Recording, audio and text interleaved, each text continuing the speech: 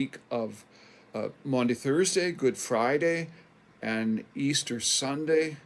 Wish you a blessed time as we prepare to celebrate the resurrection of our Lord on Easter Sunday, and a hearty welcome to you to come to any one of our services this week, Thursday afternoon, Thursday night, Friday night, and also Sunday morning at 7, 8:30, and 10:30 a.m. For our message this week, I brought something, a rock. It is a rock. When I went to the Holy Land, when I went to Israel back in 2008, we were at the Garden of Gethsemane, and of course we were there as a two group, and I reached down and I picked up a rock and I put it in my pocket and I brought it back. Probably not the first person to do that. It was free. So I brought it here just to kind of point out that we have maybe a need or a desire to make things concrete in our faith life, and this was one of those things, and I can look at and remind myself of being at the Garden of Gethsemane, and it becomes more real and less more just something within my head, but now something in my hands.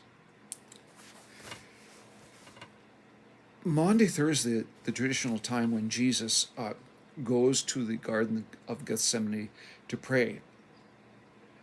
And it is a time after the Passover meal. They go to be there. It says in one of the Gospels that they've been there before. It's a habit of his to go there. In 4 of the Gospels, this garden is listed. In 2 of the Gospels, it's named. In Mark and Matthew, it's named the Garden of Gethsemane. Gethsemane is the word which literally means the oil press, because there are olive trees in it, and the olives then were pressed into oil. It is listed at being at the foot of the Mount of course, appropriately named Olives. Actually, during the course of history, there are 4 groves in the area that are associated with being the Garden of Gethsemane. They all claim to be the Garden of the Gethsemane, of course, the true garden. Although most scholars nowadays admit that we just really don't know exactly where or which one might be the traditional Garden of Gethsemane. It's been customarily visited by pilgrims, by Christian pilgrims, for literally probably thousands now of years, close to thousands of years. And with that then grows other sorts of traditions as well. It is in the Eastern Orthodox faith, the place where they traditionally believe the Virgin Mary is buried, and then from there assumed into heaven, bodily assumed into heaven. There are 3 trees in one of the gardens there that are dated by scientists, by botanists, around 900 years old. And with that opens up the possibility that they were planted or they came as a result of seeds or shoots of original trees that were attempted to be kept alive and kind of propagated by early pilgrims to the site.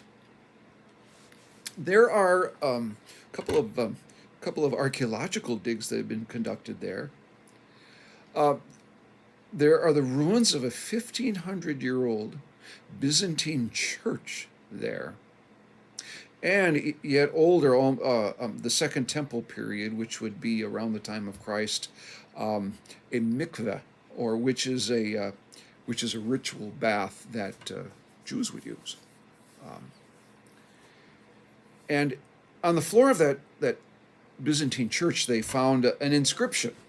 It says this: "For the memory and repose of the lovers of Christ, accept the offering of your servants and give them remission of sins."